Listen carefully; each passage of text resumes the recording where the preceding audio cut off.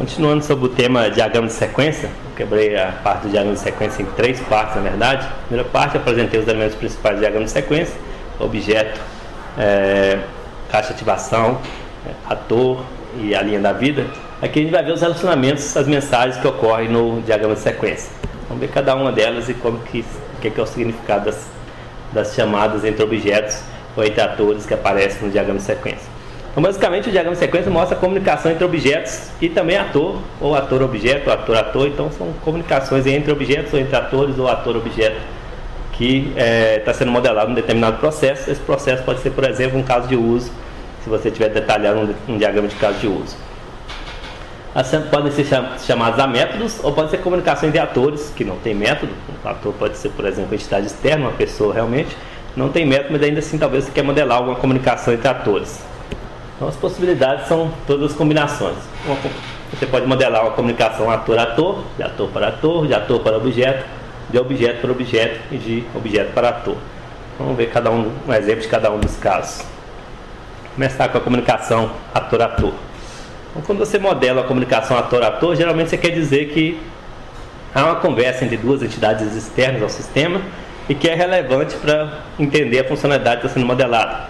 Então, nem sempre aquilo vai virar uma implementação, um código no final. É uma comunicação externa ao sistema, entre dois atores, mas é importante para entender o processo, pode ser importante, então você pode modelar se você quiser.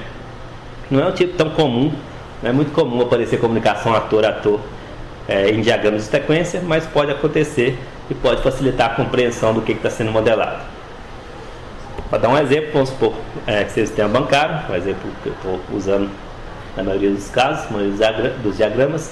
Então, vamos supor que está sendo modelado a funcionalidade de abertura de conta corrente, por exemplo, e aí você quer deixar claro que a abertura da conta vai ser feita pelo gerente, o gerente vai interagir com o sistema, mas ele vai interagir a partir do momento que tem um cliente que solicita ele. Então, aí nessa figura sendo modelado, o cliente solicita ao gerente do banco para abrir uma conta corrente, por exemplo, a abertura de uma conta. Aí sim o gerente vai interagir com o sistema para poder abrir a conta.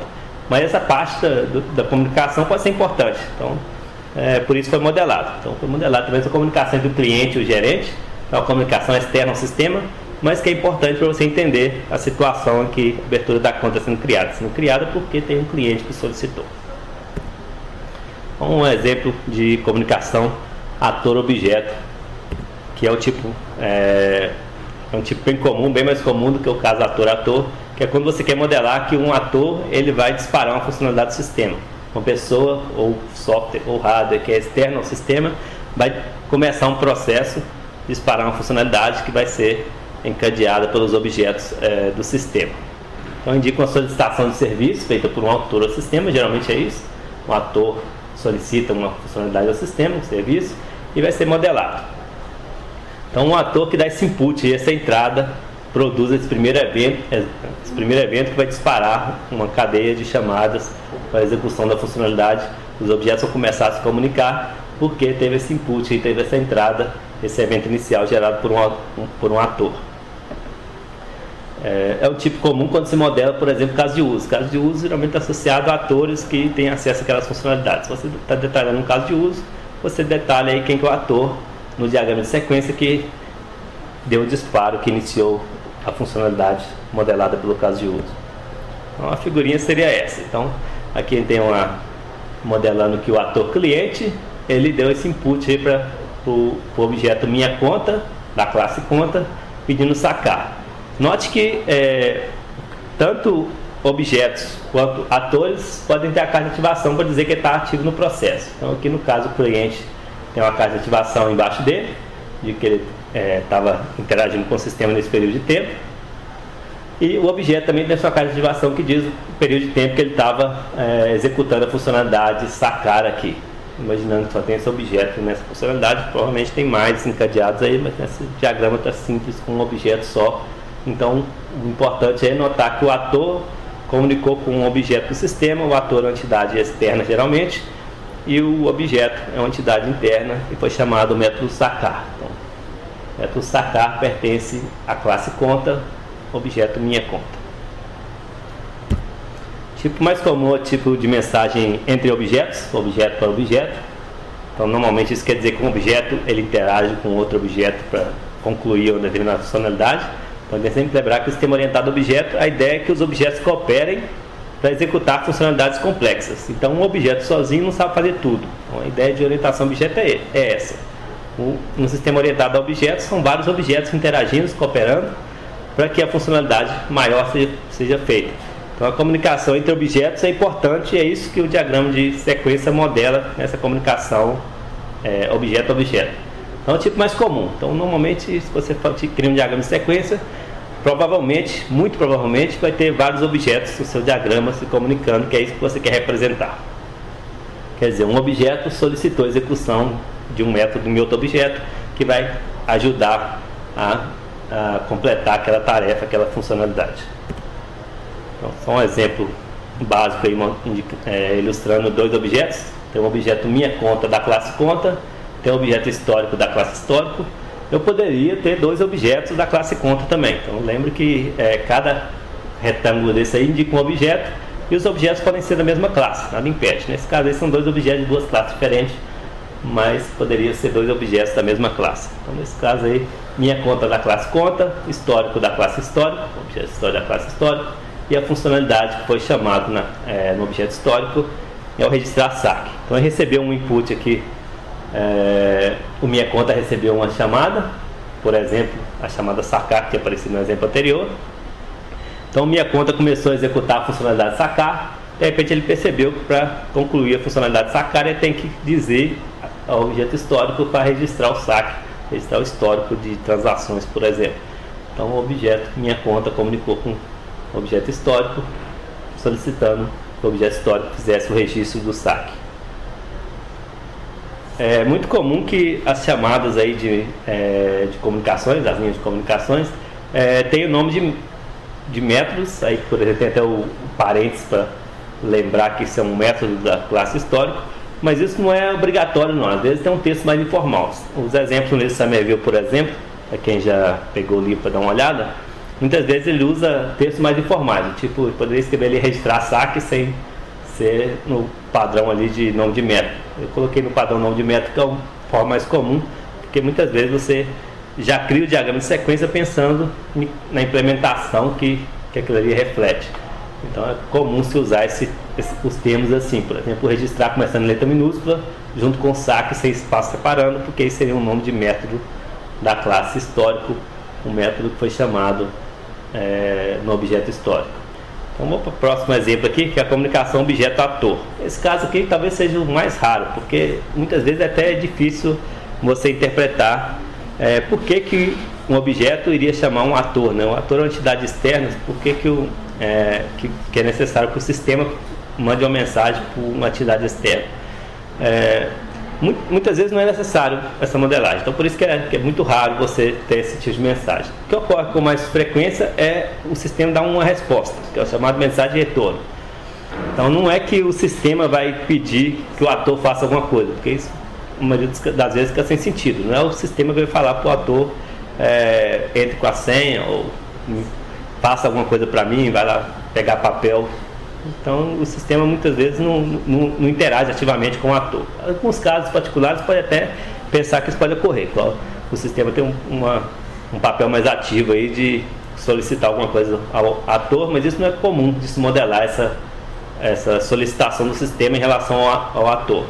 Mas é comum, às vezes, você modelar esse retorno. O ator pede alguma coisa, então o ator, que é o ativo na história, ele solicitou alguma coisa ao sistema e o sistema vai retornar uma mensagem. Por exemplo, solicitou o saque no exemplo anterior e em algum momento vai retornar o valor sacado.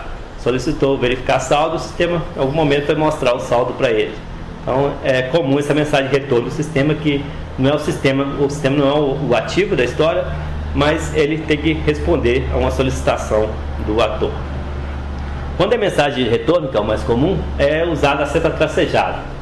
Mas mensagem de retorno também pode ocorrer entre objetos. Então vamos começar a ilustrar a mensagem de retorno entre ator objeto, quer dizer, objeto retornando uma resposta para o ator.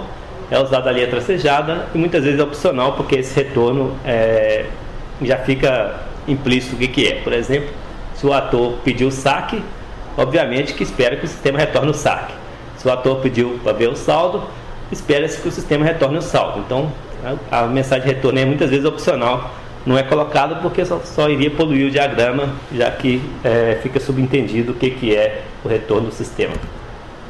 Mas se você quiser colocar a mensagem de retorno, usar tracejado, aí está um exemplo de uso. Então o sistema retornou o valor do saque para o cliente a partir dessa chamada sacar que o cliente fez. Então o cliente é o ativo, solicitou que o objeto minha conta da classe conta fizesse o saque. Depois que foi feito o saque, o objeto minha conta retornou para o cliente o saque. Pode haver, como eu disse, mensagem de retorno entre objetos também, é comum se colocar. Da mesma forma é opcional, se for um retorno tão óbvio, não é necessário modelar, que você só vai estar complicando o diagrama. Então, você pode colocar mensagem de retorno se quiser, não é obrigatório, é opcional, porque muitas vezes é óbvio qual que é o retorno de um objeto para o outro. Então vamos dar exemplo aqui. Vamos supor que o objeto minha conta solicitou o objeto histórico da classe histórica que registrasse o saque. Então é um caso aí de que é bem óbvio qual que seria o retorno. Então o retorno seria uma confirmação do registro, por exemplo. Então não há necessidade, mas se você quiser colocar mensagem de retorno tracejado com um label aí. O label com a mensagem de retorno principalmente é mais opcional ainda, porque muitas vezes fica óbvio o que é o que está sendo retornado. Então não precisa colocar texto nenhum. Se ele pediu para registrar, o que retornou foi o registro, a confirmação do registro. Nas chamadas que não são mensagem de retorno, chamadas diretas, aí você tem que colocar o nome para dizer qual que é o serviço que está sendo solicitado do outro objeto, senão não fica claro o que um objeto está pedindo ao outro objeto. O retorno que é opcional. Você pode modelar no diagrama também instanciação de objetos. Então, para quem programa orientado a objeto aí deve estar imaginando. É comum eu chamar métodos de objetos, mas às vezes também eu tenho que instanciar o objeto que não existe no meu sistema ainda. Tem que dar um new. Dá para modelar isso no diagrama de sequência? Dá. Então, o diagrama de sequência já prevê essa instanciação de objetos. Como que você faz a instanciação de objeto no diagrama de sequência? Você coloca a setinha que seria chamada de um método, vai chamar o próprio objeto, vai atingir a caixa do objeto e está criando o objeto. Então o objeto passa a existir a partir daquele momento, e a instanciação do objeto. Está modelando a instanciação do objeto ou a chamada do construtor do objeto. Então só para ilustrar graficamente, então isso seria a instanciação do objeto, a chamada de um método construtor na classe histórico. Então eu estou instanciando o objeto ist1 na classe histórico. Quem está fazendo isso é o objeto conta1 da classe conta comum. Note que aí nessas figuras que eu peguei de outros professores, de outra literatura, algumas figuras eu peguei do próprio Somerville, não tem uma regra. Por exemplo, o histórico está com acento, mas muitas das linguagens de programação não permitem você colocar acento em nome de classe. Por exemplo, Java daria um erro de compilação se for usado acento. Mas como nós estamos na fase de modelagem ainda, a ideia é você documentar o que é a solução para o seu problema sem ser necessariamente o código direto. Isso aí vai ter que ser programado por alguém. Então é comum usar uma linguagem mais informal, como por exemplo, nesse caso aí, usar acento. O método foi chamado registrar histórico. Na verdade é o construtor, já que está atingindo o construtor de histórico, mas está dizendo por que eu vou chamar o construtor. Vou chamar o construtor porque eu quero registrar o histórico de uma determinada transação. Então o texto é mais informal, não está errado. Eu prefiro que use mais próximo de métodos e do que a linguagem aceita. Então, se eu fosse fazer essa figura, provavelmente eu não ia colocar acento histórico. Eu ia colocar mais como está aparecendo ali no conta comum.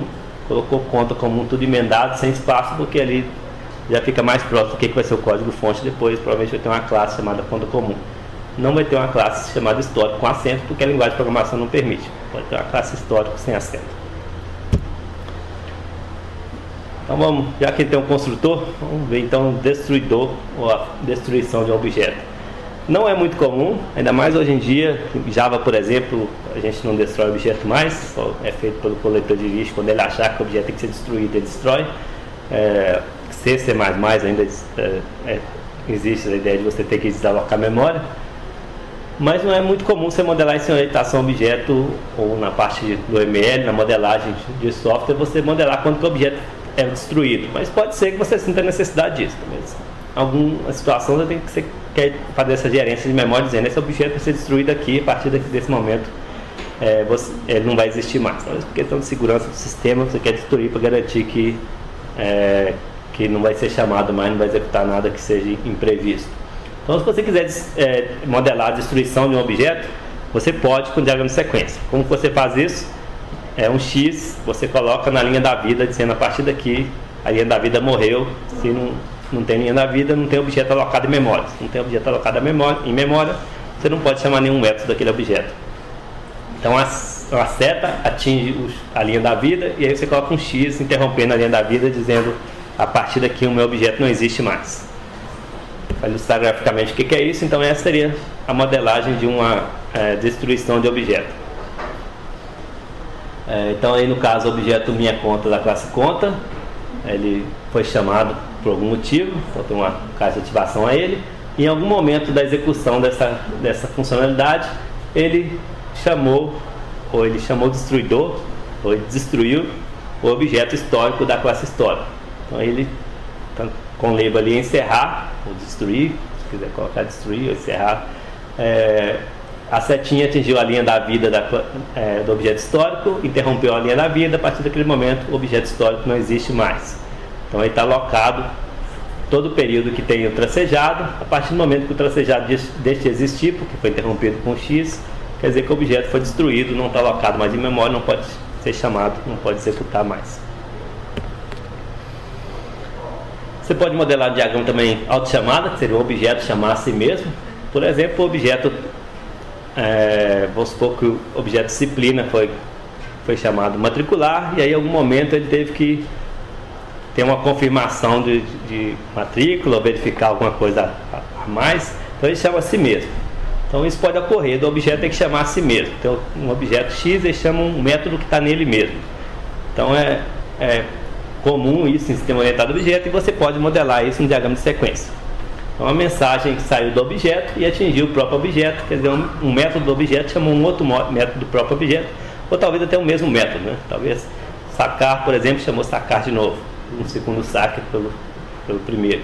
Ou o método transferir chamou o sacar e depois depositar. Então talvez um método do objeto chamou um outro método do mesmo objeto.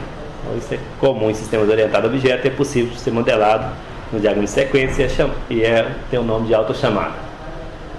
Então são mensagens que partem do objeto e atingem o próprio objeto. Vamos ver como que é modelado esse diagrama de sequência. Então essa seria a representação gráfica. O objeto, foi feita uma chamada de sacar ali o objeto minha conta da classe conta, e num segundo momento o objeto minha conta teve que chamar o verificar saldo, que é o método do próprio objeto. Então qual que é a representação aqui? Uma caixa de ativação, que é o retângulo magro, em cima de outra caixa de ativação. Então você tinha a caixa de ativação de sacar, que foi a primeira chamada, criou uma segunda caixa de ativação, verificar saldo, em cima, sobreposta, é como se fosse a pilha de execução. Então posso ter várias autochamadas aí, posso empilhar vários métodos sendo executados, quando um termina, volta para o anterior na pilha. Dá para observar nesse caso aqui, talvez em algum outro exemplo que já tinha aparecido, que tem essa numeração aqui, que é muito comum no diagrama de sequência. Como eu disse, no diagrama de sequência, um dos principais focos é a ordem temporal em que as coisas ocorrem. Então nesse caso aí fica óbvio, pela numeração, que ocorreu primeiro o sacar, depois o verificar saldo. Então é comum você numerar as chamadas no diagrama de sequência para ficar bem claro qual que é a ordem temporal, já que esse é o principal propósito, você vê essa ordem temporal que ocorre as chamadas para execução de um processo maior, de uma funcionalidade maior. Peguei uma figura aqui mais completa do diagrama de sequência, só para vocês verem que tipicamente o diagrama de sequência é assim, vários objetos, um ou mais atores, tipicamente um ator, mas nesse caso aqui tem dois atores, que estão interagindo com determinada funcionalidade. Então essa funcionalidade aqui como um todo seria a abertura de conta. Então a gente poderia pensar, isso aqui é um diagrama de sequência que modela o processo abertura de conta. E como que ocorre a abertura de conta? Primeiro, o cliente solicita ao banco, ao gerente do banco, uma solicitação de abertura de conta. Aí o banco, ou o gerente do banco, vai verificar se essa os dados dessa pessoa. Então vai chamar o física 1, que seria um objeto que representa a pessoa física, para verificar se o cliente já tem dados cadastrados no banco, por exemplo, já é cliente anterior, se preciso registrar as informações ou se as informações já estão gravadas. Então, se os dados já existem, então tem um retorno aqui que os dados existentes do cliente, então pode ser necessário atualizar. Então, se for necessário, você atualiza. Então, note que tem umas condições aqui entre colchete, que é muito comum em diagrama de sequência também, você colocar essas condições para dizer quando a chamada vai ser feita. Então, nem sempre vai ser feito.